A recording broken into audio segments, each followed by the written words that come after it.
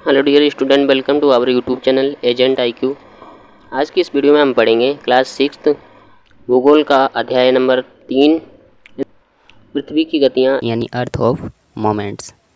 पृथ्वी की गतियों के बारे में हम समझेंगे परिक्रमण और घूर्णन गति क्या है, ऋतु परिवर्तन कैसा होता है। इन सभी सवालों को इस वीडियो में हम समझेंगे, यानी पृथ्वी की गतियों के बारे में अच्छे से डिटेल से समझेंगे। एक एक टॉपिक आपका कवर हो जाएगा, बस आप हमारे साथ वीडियो में एंड तक बने रहो। तो चलो शुरू करते हैं। पृथ्वी की गतियाँ। पृथ्वी की गति दो प्रकार की हैं, पहला घूर्णन गति और परिक्रमण गति। दो प्रकार की गति हैं। तो पहले हम पढ़ेंगे घूर्णन गति। घूर्णन गति क्या है? घूर्णन गति जिसे इंग्लिश में रोटेशनल स्पीड बोलते हैं। तो देखो, पृथ्वी का अपने अक्ष पर पश्चिम से पूर्व की ओर घूमना घूर्णन कहलाता है।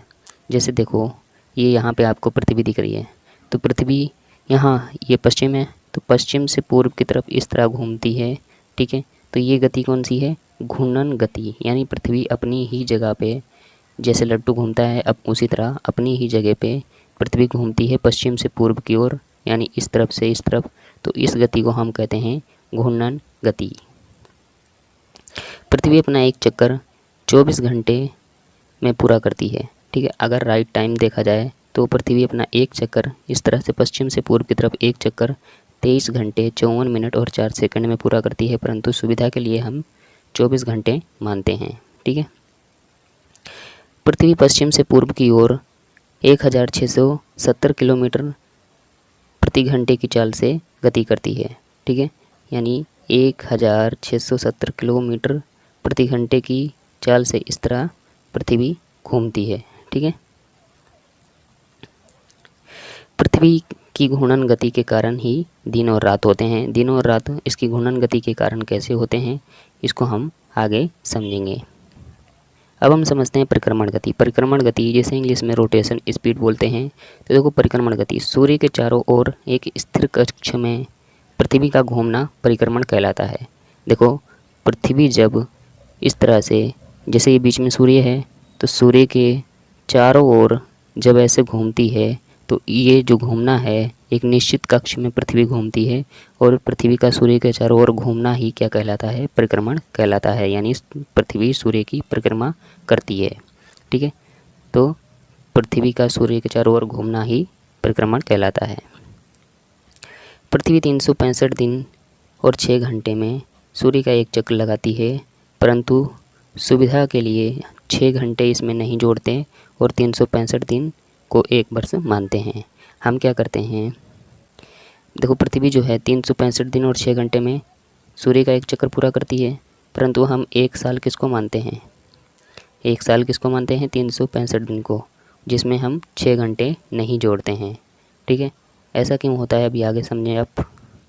तो देखो, जब हम 6 घंटे नहीं जोड़ते हैं, तो इस प्रकार प्रत्येक वर्ष के बचे हुए 6 घंटे मिलाकर 4 वर्षों में एक दिन यानी 24 घंटे के बराबर हो जाते हैं।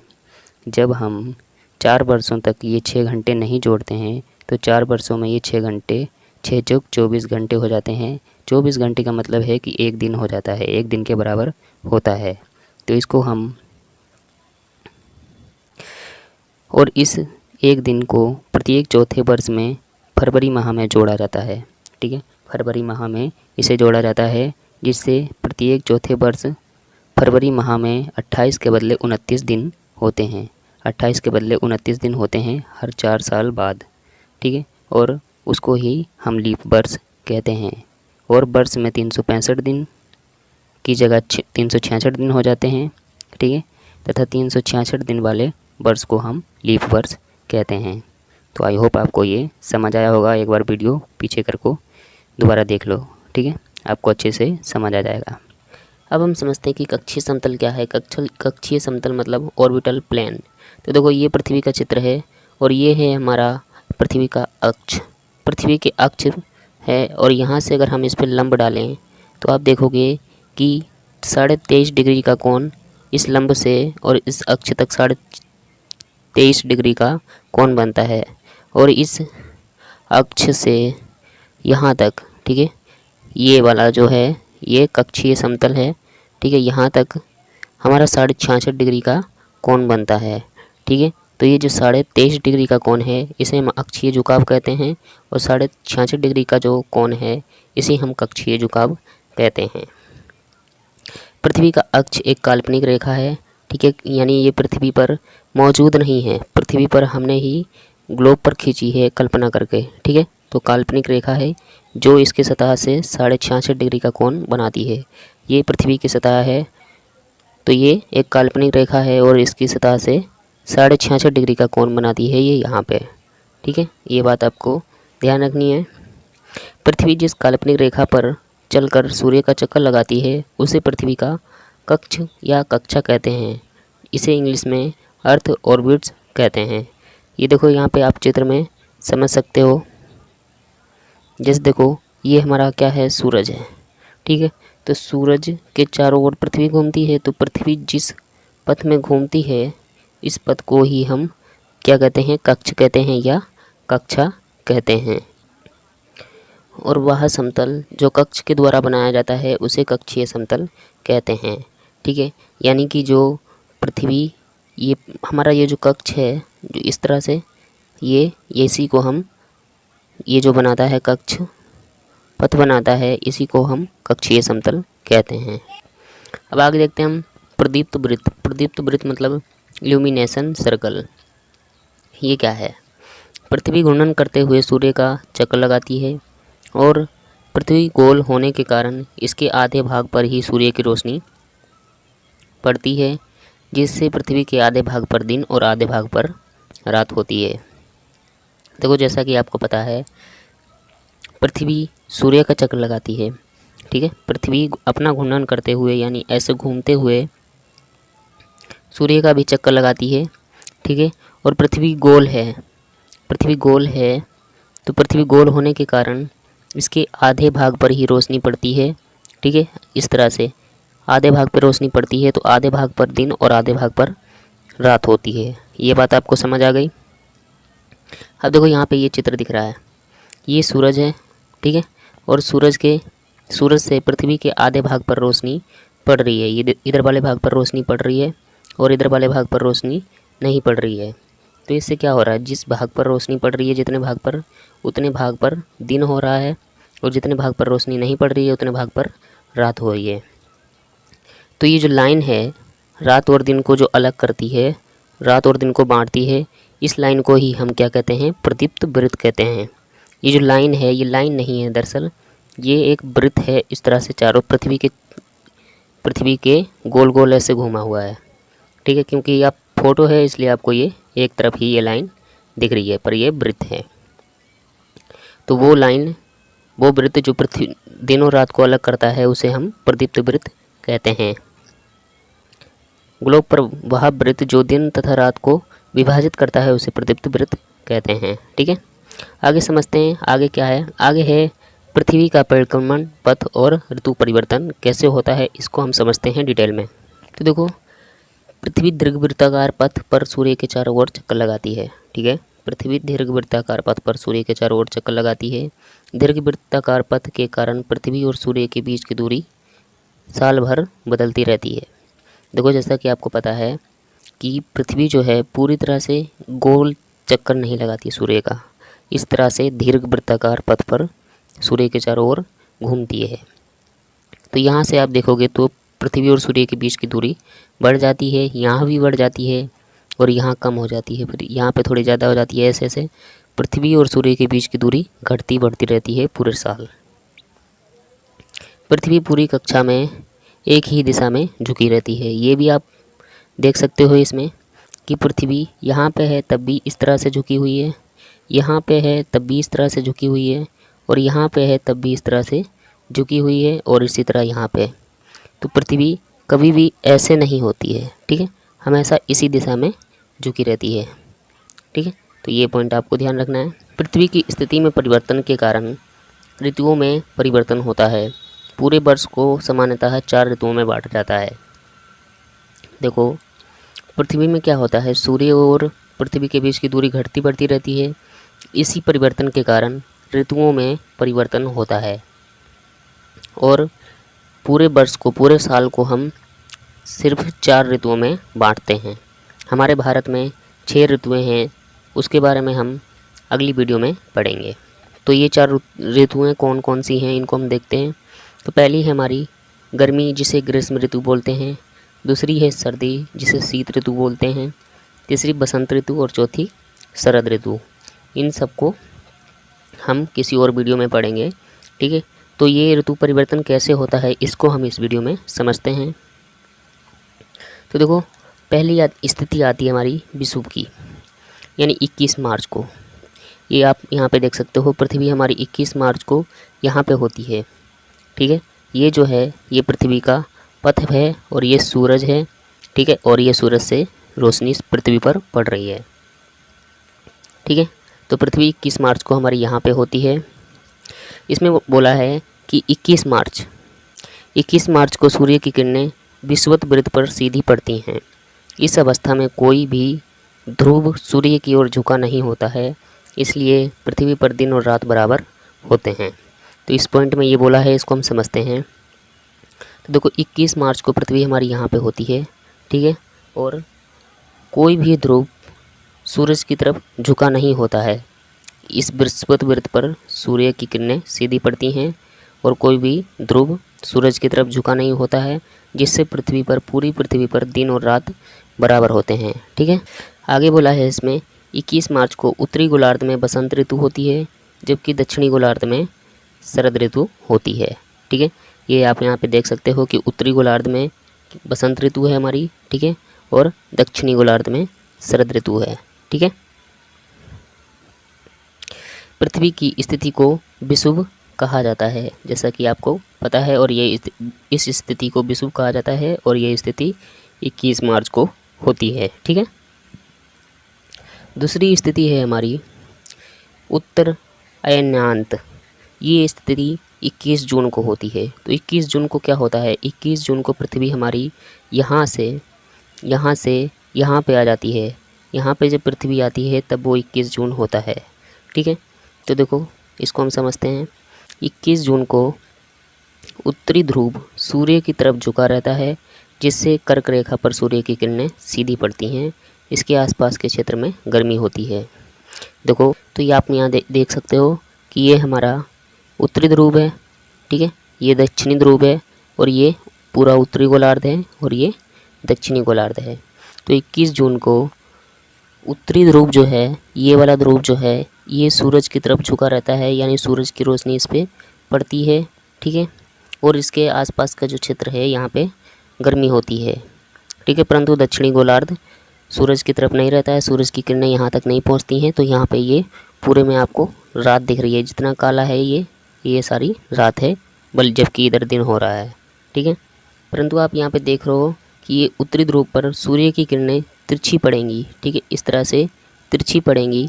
इसलिए उत्तरी ध्रुव पर गर्मी कम होगी, जबकि यहाँ पे गर्मी ज़्यादा होगी, क्योंकि यहाँ पे सूर्य की किरणें सीधी पड़ेंगी और यहाँ पे इस तरह से तिरछी पड़ेंगी, ठीक है।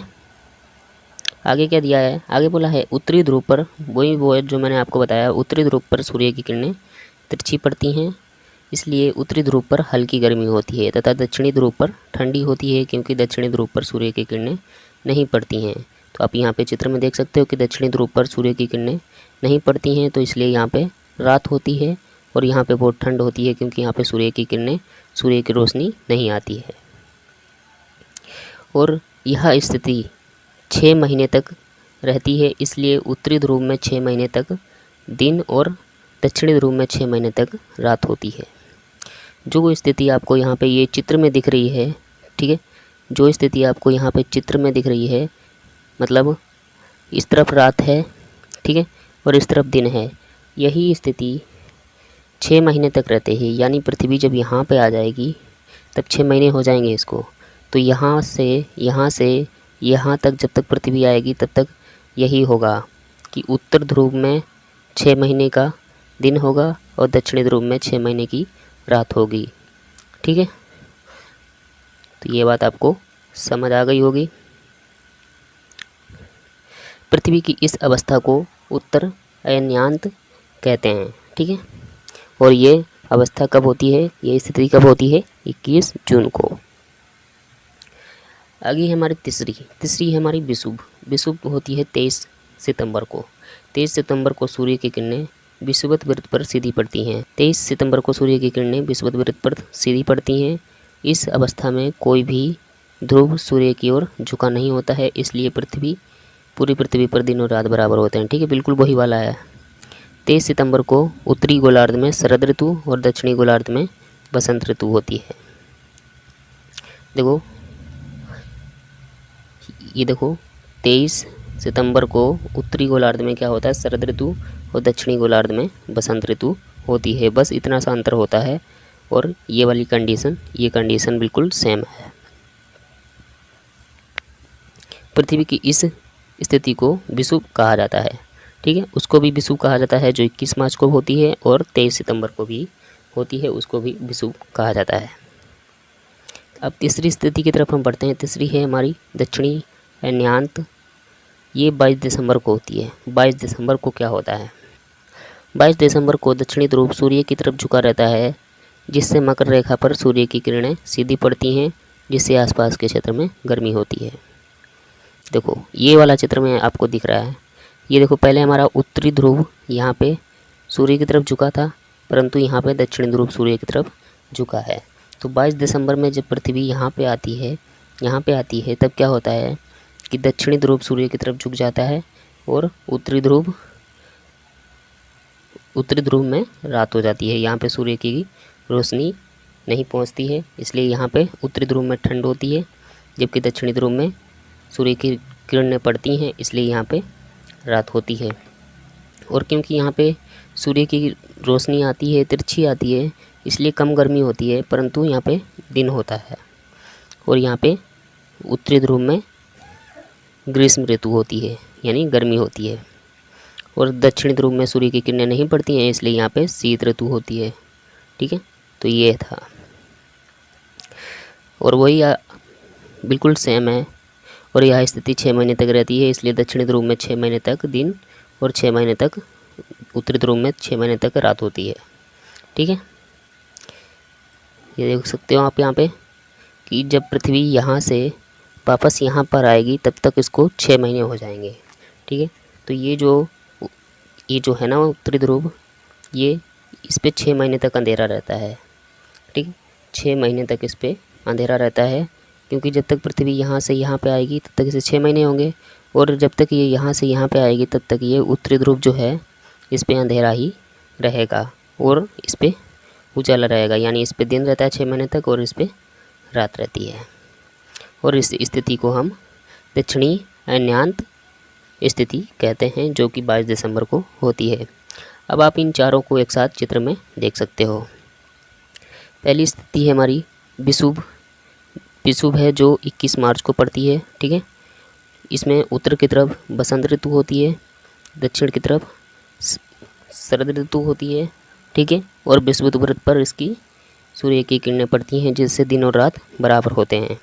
ठीक है, और इसी तरह यहाँ पे ये उत्तर की तरफ हमारा शरद ऋतु होता है, ये इसका ठीक उल्टा है, और दक्षिण की तरफ बसंत ऋतु होती है। ठीक है, ये आप जो देख रहे हो रात, इस तरफ हमारी रात होती है। ठीक है, और इसके ठीक पीछे इस तरफ दिन होता है। ठीक है, और ये स्थिति 23 सितंबर को होती है, यानी 23 सितंबर को पृथ्वी यहाँ पर होती है। और ये हमारा उत्तरी अन्यांत, ये देखो यहाँ पे उत्तरी ध्रुव में दिन है और दक्षिणी ध्रुव में रात है। तो दक्षिणी ध्रुव में रात है, इसलिए यहाँ पे शीत ऋतु होती है, क्योंकि यहाँ पे सूर्य की किरणें नहीं पड़ती हैं, और यहाँ ग्रीष्म ऋतु होती है 21 जून को। और फिर ठीक इसका सामने यहाँ पे 22 दिसंबर को उत्तरी ध्रुव में ठंडी हो जाती है, क्योंकि यहाँ पे सूर्य की किरणें नहीं पहुँचती हैं, और यहाँ पे कम गर्मी होती है, परंतु 6 महीने तक दिन होता है। ठीक है, जबकि यहाँ 6 महीने तक रात होती है। तो ये सब आपको ऋतु परिवर्तन अच्छे से समझ आया गया होगा। ऋतुओं के बारे में हम अगली वीडियो में पढ़ेंगे। अगर आपको वीडियो पसंद आई है तो प्लीज़ वीडियो को लाइक करें, शेयर करें, चैनल को सब्सक्राइब करके बेल आइकन को ऑल पे क्लिक कर लें। धन्यवाद।